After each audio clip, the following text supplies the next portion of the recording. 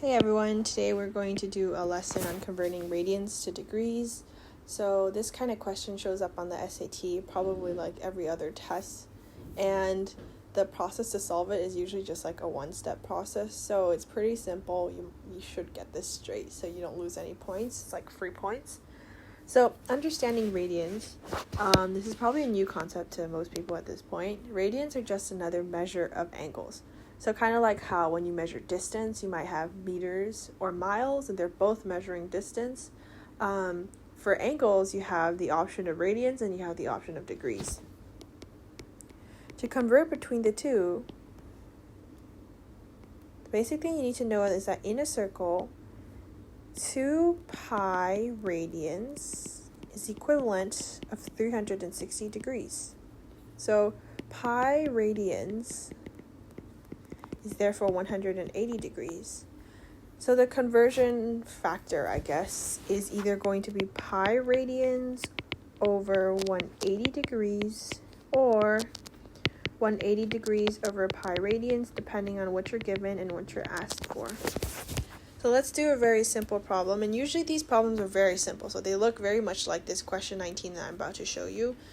You shouldn't really expect that many twists or changes like SAT likes to do. They just want you to realize what radians are and like be able to use convert between the two.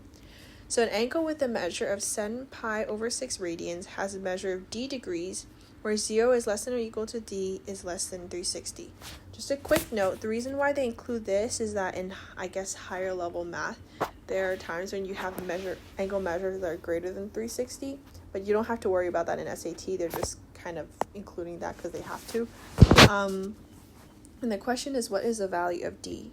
So what we have, I'll start with what we have. It's 7 pi over 6 radians. Well, in this case, just because we're trying to get rid of the radians and turn it into degrees, I'm personally going to use this one.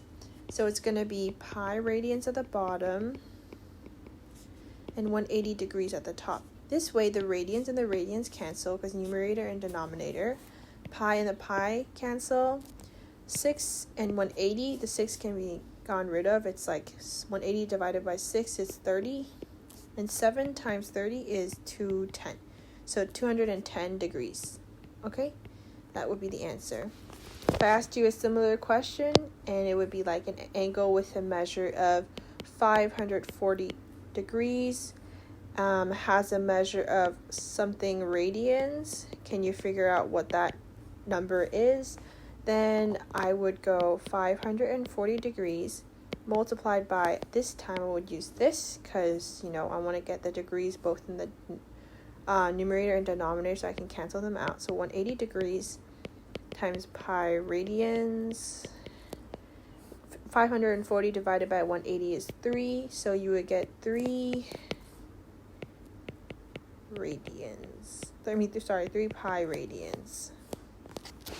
And that's pretty much it. Doesn't get much harder than that. So yeah, thank you. Good luck. Bye.